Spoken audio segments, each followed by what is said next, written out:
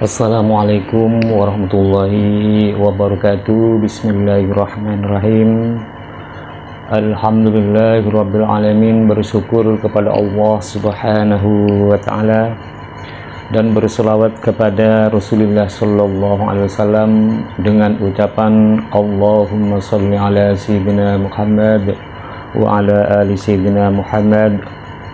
Para sahabatku yang dimuliakan oleh Allah Subhanahu wa taala, yang mana di kesempatan hari ini kita bisa berjumpa lagi di dalam keadaan sehat walafiat. Semoga saja kebahagiaan, kesehatan dan keselamatan menyertai kita semua, amin ya rabbal alamin. Pada pembahasan hari ini saya akan coba membahas tentang bab perbedaan sholat wanita dan laki-laki, dan referensi ini saya mengambil dari kitab Fathul Qorib Al-Mujib.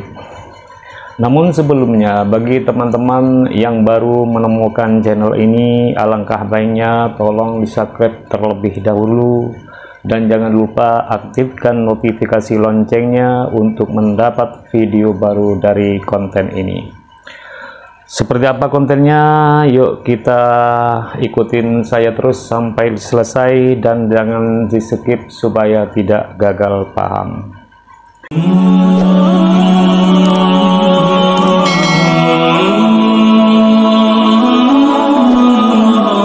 Bismillahirrahmanirrahim. Faslun, fasal fi umurin, di dalam beberapa perkara tukhalifu yang membedakan fiha di dalam itu umur, almar'atu siapa perempuan, ar-rajulah kepada laki-laki, fi sholatih di dalam sholat. Jadi fasal ini menerangkan tentang hal-hal yang membedakan di antara sholat wanita dan laki-laki. Artinya sholat wanita dan laki-laki itu ada perbedaan.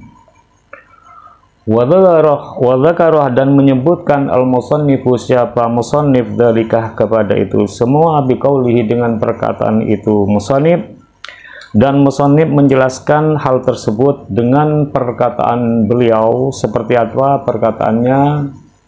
Wal mar'atuh, dan adapun dan utawi perempuan, tukhalifu yaitu membedakan, siapa itu berbeda, siapa itu perempuan, ar-rajulah kepada laki-laki, fil khamsih di dalam 5 al-madhkuratih yang disebut. Jadi sholat wanita itu berbeda dengan sholat laki-laki di dalam 5 hal. Terus seperti apa sholat dari seorang laki-laki? Farrajuluh, maka utawi laki-laki, yujafi yaitu merenggangkan, siapa itu rajul, ayyarfa'u artinya mengangkat, siapa itu rajul, mirfaqaihi kepada sikut duanya rajul, anjambihi jauh dari lambungnya rajul. Jadi seorang laki-laki itu kalau lagi sholat merenggangkan sikut, kedua sikutnya dijauhkan dari lambungnya. Jadi sikut ini kalau seorang laki-laki lagi ruku atau sujud direnggangkan, dijauhkan dari perutnya. Kapan itu? Di saat melakukan ruku dan sujud. Wa yaqilu, dan mengangkat, siapa itu rajul, ayyarfa'u yakni mengangkat, siapa itu rajul, batnahu kepada perutnya rajul, anfahdaihi jauh dari kedua pahanya rajul, fir ruku'ih di dalam ruku', was sujudih dan sujud. Jadi seorang laki-laki itu ketika melakukan ruku' dan sujud, maka laki-laki itu mengangkat perutnya, dijauhkan dari kedua pahanya. Jadi perut ini kalau sholatnya laki-laki itu kalau lagi ruku dan sujud dijauhkan dari pahanya. Terus berbedaan lagi, wajah seru, dan mengeraskan, siapa itu rajul, fi maudhi'il jahri di dalam tempatnya menyaringkan suara, wa taqaddamah dan sudah berlalu bayanuhu apa itu Keterangannya al-jahr fi maudhihi, di dalam tempatnya al-jahr. Jadi seorang laki-laki ketika lagi sholat mengeraskan suaranya pada tempatnya, seperti yang sudah dijelaskan. Tempatnya itu laki-laki itu ketika sholat subuh, ketika sholat isya, ketika sholat maghrib, maka suaranya dikeraskan seperti itu. Dan perbedaan lagi, wa idza nabah, dan apabila mengenaihu kepada itu rajul, ay asabah, yakni mengenaihu kepada rajul syai'un, apa itu sesuatu, fi sholati, di dalam sholat, sabbah, maka membaca tasbih siapa itu rajul. Ketika seorang laki-laki itu mengalami sesuatu di dalam sholat, misalnya imamnya mengurangi ruku, mengurangi rokaatnya atau menambah rokaatnya, maka makmum laki tersebut disunnahkan untuk membaca tasbih. Kalau ada kesalahan di dalam imam, maka laki-laki itu disunnahkan membaca tasbih. Fayaqulu, maka berkata, membaca sahabat rajul subhanallah, kepada lafaz subhanallah. Tujuannya because dzikri, dengan tujuan zikir, au ma'al ilami, atau sertanya memberitahu, sehingga kalau imam mengalami kesalahan seperti menambah rokaat atau mengurangi rokaat sholatnya, maka makmum itu disunahkan mengucapkan subhanallah seperti itu. Itu kalau laki-laki. Membaca subhanallah itu dengan tujuan berzikir saja atau bertujuan memberitahu saja, seperti itu. Au atlaqoh, atau memutlakkan siapa itu rajul, lam tabtul, maka tidak batal sholatuhu, apa itu sholatnya rajul. Atau dimutlakkan di dalam baca subhanallah itu, maka sholatnya tidak batal. Awil i'lami, atau memberitahu fakot saja, batalat, maka batal apa itu sholat. Atau bertujuan memberitahu saja, kalau bertujuan memberitahu saja maka sholatnya menjadi batal. Terus sekarang menerangkan aurat dari seorang laki-laki. Wa auratur rajuli, dan utawi auratnya laki-laki, ma, yaitu anggota, baina surratihi, di antara pusatnya rajul, wa rukbatihi, dan lututnya rajul. Aurat laki-laki itu adalah anggota di antara pusar dan lutut. Jadi di antara pusar dan lutut itu adalah aurat laki-laki. Amma huma, adapun keduanya pusat dan lutut, falaisa, maka tidak ada apa itu surrah dan rukbah, minal aurati, dari aurat. Akan tetapi pusat dan lutut itu saja tidak dinamakan aurat. Lama, tidak perkara, fauqahuma, di atasnya pusar dan lutut. Begitu juga bukan termasuk aurat, yaitu anggota yang berada di atas keduanya. Para sahabatku yang dimuliakan oleh Allah Subhanahu wa Ta'ala, itu perbedaan dari sholat seorang laki-laki. Dan bagaimana dengan perbedaan sholat dari seorang perempuan? Wal mar'atuh, dan adapun perempuan, tukhalifu, yaitu membedai siapa itu perempuan, ar-rajulah, kepada laki-laki, fil khamsih, di dalam 5 al-madhkurati, yang disebut. Jadi sholat seorang wanita itu berbeda dengan sholat seorang laki-laki dalam 5 hal juga, yaitu yang telah dijelaskan di atas. Wa inna, maka sesungguhnya perempuan, tadummuh yaitu menempelkan siapa itu perempuan, ba'duha kepada sebagian tubuh perempuan, ila ba'din kepada sebagian, maka sesungguhnya seorang wanita itu kalau lagi sembahyang itu menempelkan sebagian badannya dengan ditempelkan kepada bagian badan yang lain. Seperti apa caranya menempelkan anggota dari seorang perempuan ketika sholat?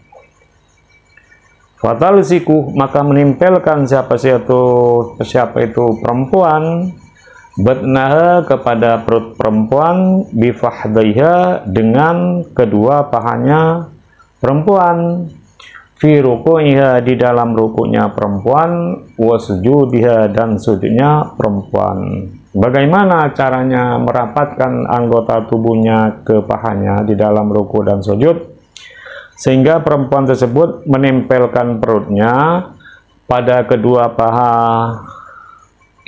pahanya di saat melakukan ruku dan sujud. Jadi seorang perempuan itu ketika ruku dan sujud, maka perutnya itu ditempelkan kepada pahanya seperti itu. Itu perbedaan dari sholatnya seorang perempuan. Seterusnya, watahfadu dan merendahkan siapa itu perempuan, sautaha kepada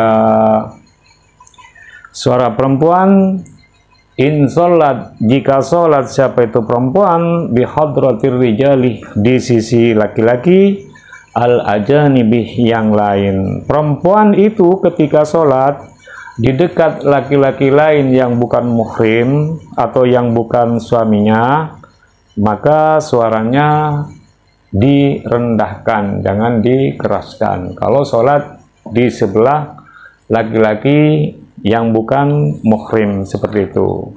Wa in sholat, maka jika sholat siapa itu perempuan munfaridatan dengan sendirinya, dengan sendirian, anhum dari jauh dari itu rijal, jaharat maka mengeraskan suaranya siapa itu perempuan. Jika perempuan tersebut sholat sendiri dan jauh dari mereka para lelaki yang bukan muhrim, maka boleh mengeraskan suaranya seperti kalau lagi sholat maghrib, kalau lagi sholat isya, kalau lagi sholat subuh. Kalau jauh dari laki-laki lain, maka boleh menyaringkan, mengeraskan suaranya. Itu perbedaan dari sholat perempuan. Wa idza nabah dan apabila mengenai kepada itu perempuan syai'un apa sesuatu fi sholati di dalam sholat, sofakot maka bertepuk tangan siapa itu perempuan, bidor bilyumnya dengan memukulkan tangan kanan, ila dhahril yusra kepada punggung tangan kiri. Ketika dalam sholat wanita tersebut mengalami sesuatu seperti imamnya menambah 1 rakaat misalnya atau mengurangi 1 rakaat, maka wanita tersebut dianjurkan untuk bertepuk tangan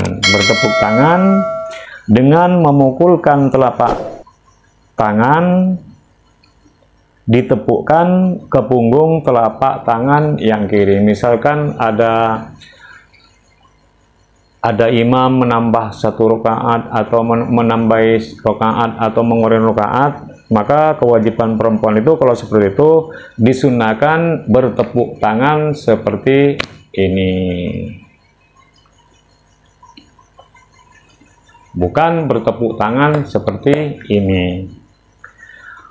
Walau tarabat maka jika memukulkan siapa itu perempuan batnan kepada telapak tangan bagian dalam, bibatnin kepada dalamnya telapak tangan satunya, biqasdil la'ibih dengan bertujuan main-main, walau qalilan dan walaupun itu sedikit saja, ma'a ilmi tahrimi serta mengetahui keharamannya, batalat maka batal sholatuha apa itu sholatnya perempuan. Seandainya ia memukulkan telapak tangannya bagian dalam, memukul lagi sholat memukulkan tangan seperti ini, dengan bertujuan main-main, walaupun hanya sedikit saja, maka sholatnya menjadi batal.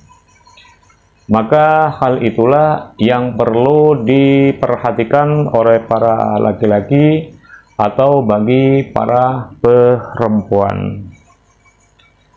Terus sekarang bagaimana dengan sholatnya seorang hunsa? Hunsa itu yang mempunyai alat kelamin, ada alat kelamin laki-laki, ada alat kelamin perempuan, itu namanya wandu, hunsa. Wal hunsa, dan adapun hunsa atau orang wandu kalmar atih, yaitu seperti sholatnya perempuan. Terus bagaimana dengan sholatnya? Jadi sholatnya orang wandu yang mempunyai alat kelamin laki-laki atau yang mempunyai alat kelamin perempuan itu namanya hunsa, maka sholatnya sama dengan sholatnya perempuan. Terus bagaimana dengan sholatnya seorang bencong? Kalau ada orang bencong sok perempuan, itu bagaimana sholatnya? Yaitu sama dengan sholatnya laki-laki, seperti itu. Karena itu bukan hunsa, orang laki-laki, tapi berlagak perempuan dari segi jalannya, dari segi ucapannya mirip perempuan. Tapi kalau bencong itu sholatnya harus sama dengan laki-laki. Para sahabatku yang dimuliakan oleh Allah Subhanahu wa Ta'ala, selanjutnya mana auratnya perempuan itu?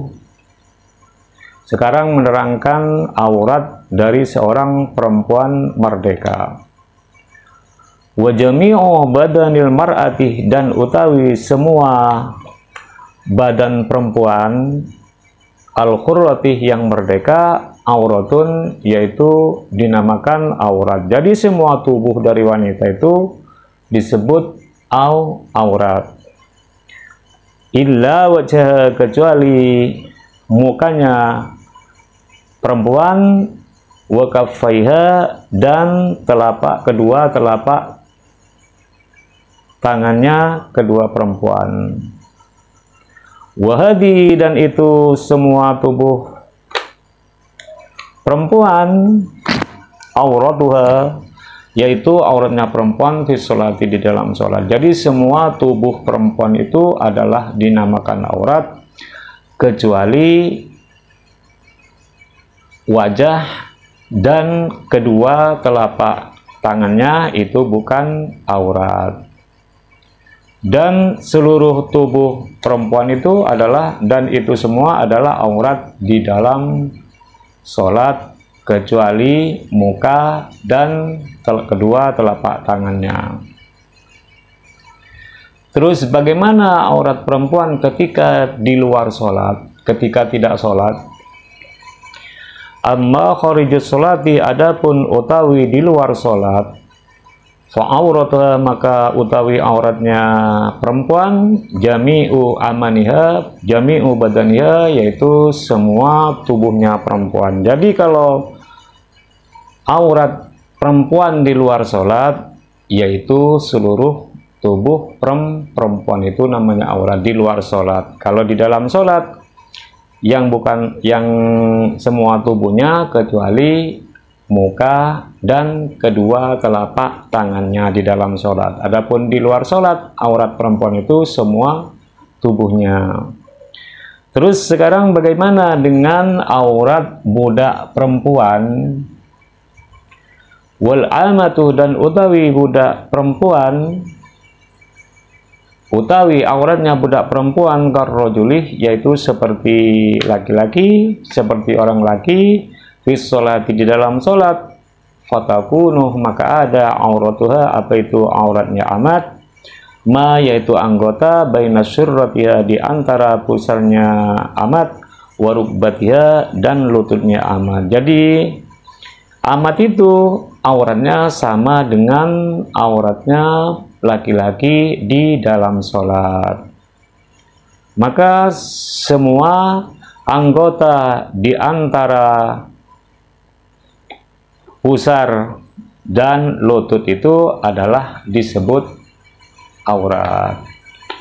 Itu saja dari saya, semoga bermanfaat, dan apabila ada makna-makna atau pemahaman yang kurang pas, saya mohon maaf yang sebesar-besarnya.